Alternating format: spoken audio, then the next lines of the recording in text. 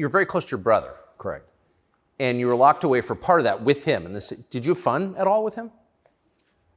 Yes.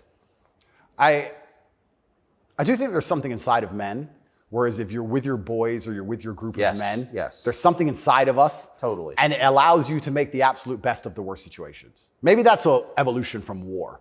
You know, all the men went to war and you saw all this pain and suffering and you saw heads, people decapitated and you're injured, but then you sit around the campfire and you're laughing. You're laughing. That's right. It's something inside of us. It's like a coping mechanism when you're around men. So when me and him were together, no matter how bad the scenario or no matter what they tried to do to us, part of us would just look at each other like, cigarette?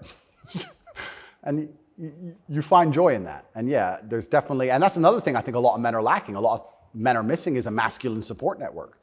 I think buddies. Yeah. You know, you talk to a guy and say, what was the highlight of your life? What was the best time of your life? And they'll say, college football. It's not about the football. It's about the team. Yeah. You know? And I think a lot of that's destroyed as well. Because also it's interesting how everything interconnects. When you destroy honor and principle and the masculine essence inside of men, well, now as a man, it's very hard to have friends. I wouldn't want to have a male friend who had no principles, no honors, and didn't work hard and was always crying about being sad. What do I want to hang around with him for? He's a loser, right? So then your support network's destroyed. And I think that men have always needed that since the dawn of time, and I think that's gone. But they don't have friends. Men, especially middle-aged men, have no friends. Absolutely, because they've been told that to give them all away and do as the wife says, and then she left him. No wonder he wants to kill himself, wouldn't you?